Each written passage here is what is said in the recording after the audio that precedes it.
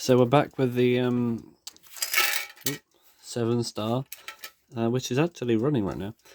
It needs a service, and last time I popped the back off, so let's pop it off again. Take these little bits out. Wind it. What's this doing here? Is this from like a different clock or something? I think this is from that red tweezer actually. Hang on.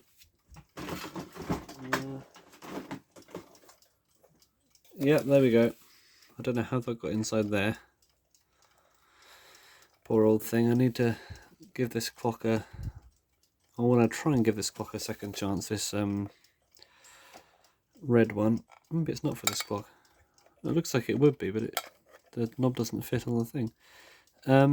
If you want to know the story of this, then watch my video on a tweezer alarm, which I did quite recently, about I think I called it Conundrum or something. Maybe this will work. Doesn't want to go on the shaft. That's weird. Probably is from a different clock. Or whatever it's from. It's always good to have spare knobs because I have a shortage of them. Hang on a minute. I think this one's been crushed into pliers somehow.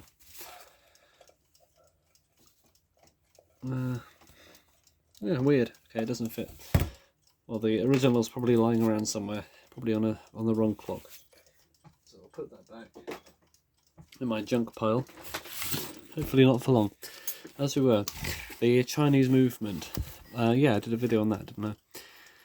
This is it's like a lottery win example. They got brass plates and brass wheels. I don't think they got much better than this. They only got worse. They only got aluminium and plastic and steel and all kinds of stuff. But this appears to be the best case scenario in terms of movement materials. So anyway, let's take these feet off here, which actually do have washers behind them. Most of the time they go missing. And they are in fact plastic. I've never seen plastic feet on an alarm. Very, very interesting. Make sure I don't lose those washers. And we also got these little screw-on things. Actually, let's keep it all in a little tray. And then we've got a handle on the top, very, very nice chrome, in great condition actually. A lot of these have gone flaky and bad, but this one's in great condition. Painted blue bells. I wonder if the paint on the bells affects their sound. Probably a slight amount. They're quite thick quite thick bells as well. Compare that to a German made on the left, which may see videos in the future.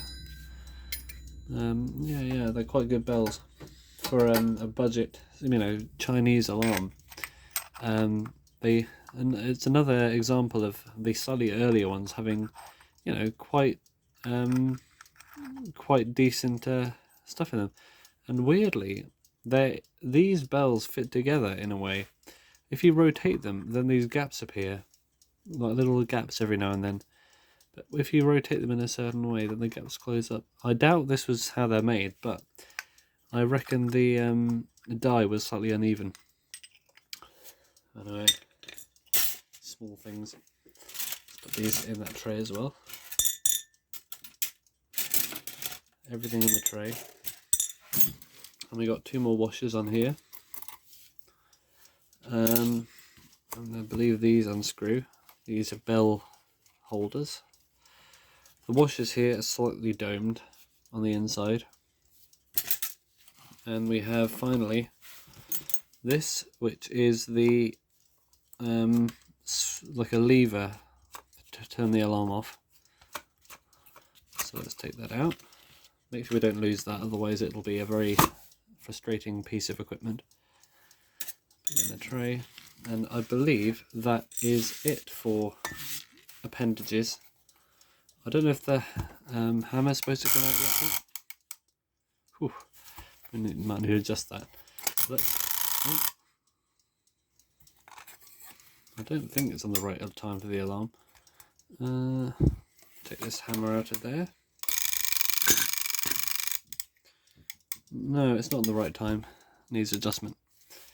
So let's put that there, and we have our very thin metal outer case, very thin steel.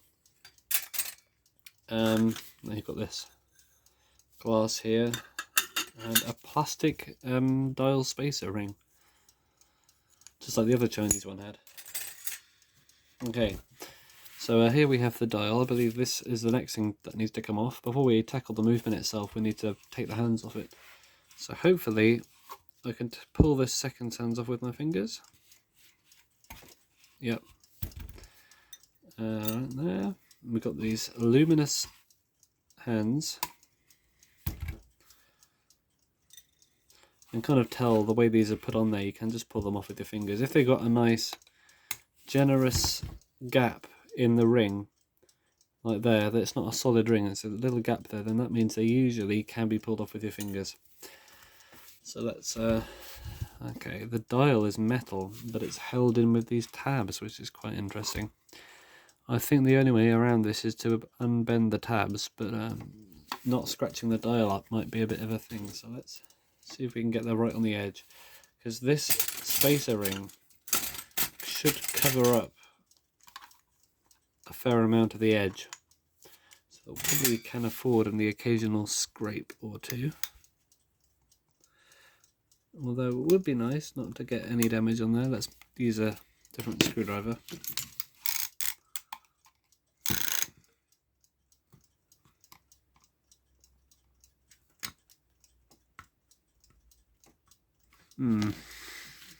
Can I push it out from the back using pliers? That might work.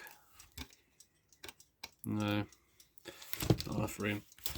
Right, let's try the bottom one then. Maybe they're all slightly different. Oh yeah, we got that one. Open that one up a bit, and hopefully now, just if we undo the other ones a little bit, you can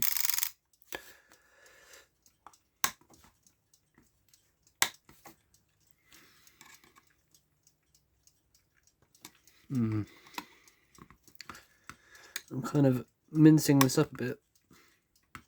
Oh, finally. Okay, we got that one. And finally this one.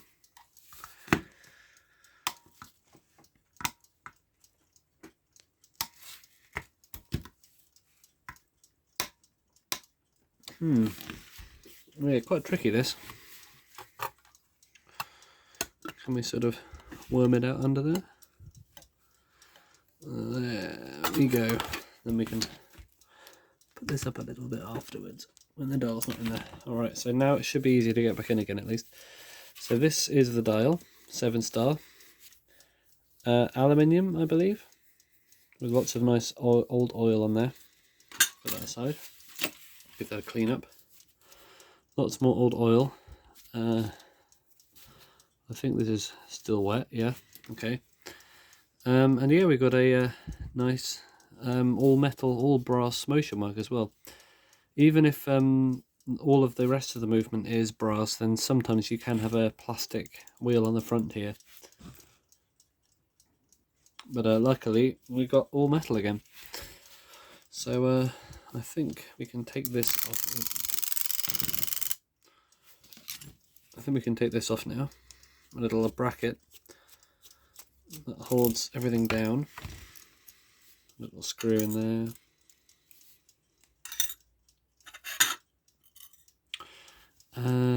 And a little springy washer to keep the hour pipe down against the movement. But I think next of all we need to take this alarm out. So what I'll do first is take the hairspring out. So grab that little pin with some pliers and pull it out. Don't lose it. Hairspring looks in good order. I don't think this has been messed around with at all. Let's undo this. Even the balance cups are brass as well. I wonder if they've got jewels in them. I doubt it, but the other one did. I'd be quite impressed. Although it's not got that same really impressive balance wheel motion that the other one does. Although it does have the really fine pivot points. You can see that. The balance wheel's got these really fine points on it, just like the jeweled one did. So let's have a look then. Have we got jewels in there?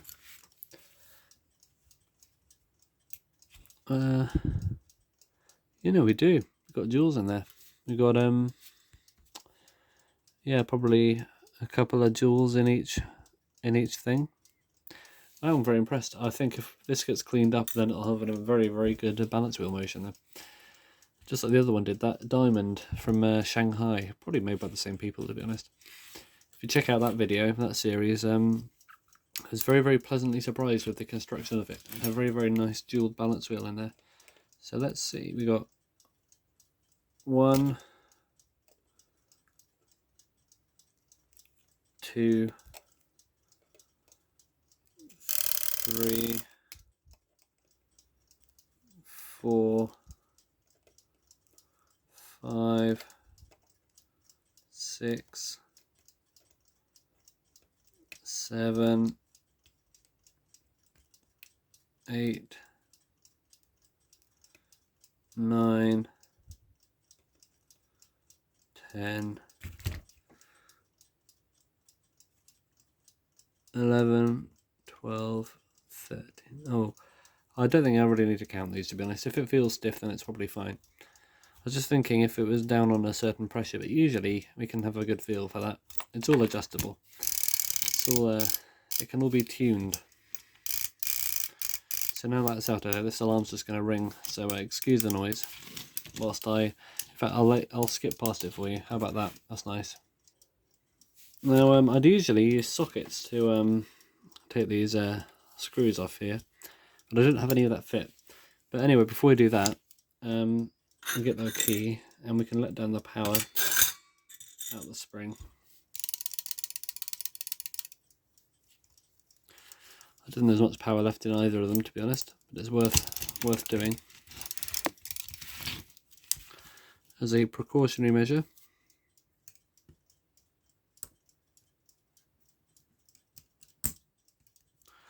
No power left in there at all.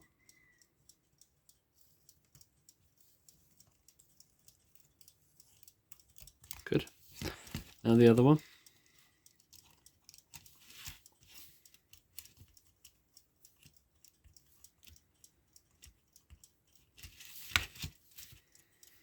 Where's the click on this? Oh, the click's right under there. That's annoying.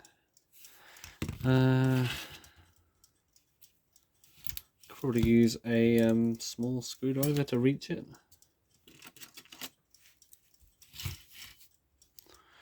I'm very nimble with my fingers.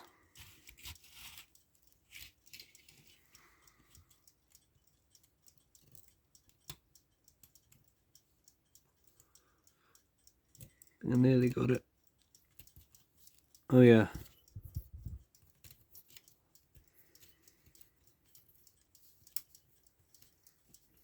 Okay. Oof. So I'll take that off, and we can also actually pull this out, and I think the motion work all fell out earlier anyway. We've got a washer inside there. Remember that for later. The washer is there now.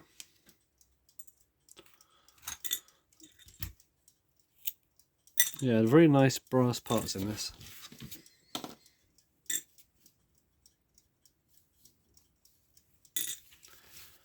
So now we should be able to sort of disassemble it.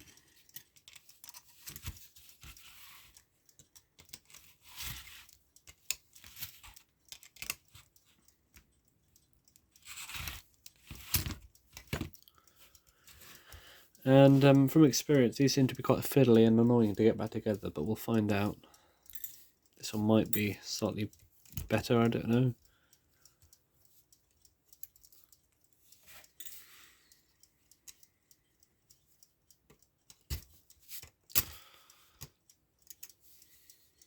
Our plate.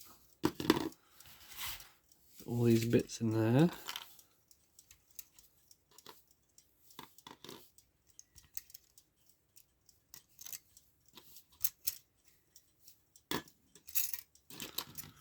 Means alarm spring goes around that little post there. And we've got this main spring. I don't think we've got a date code in here. Let's see if we can take this off.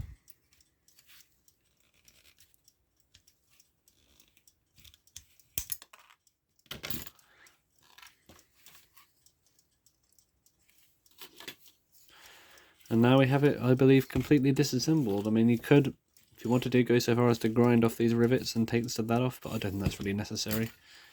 You can work around it. So yeah, thanks for watching this video. Hopefully by next one, I'll clean the parts and we can get it back together again. Hopefully for a very rewarding reassembly.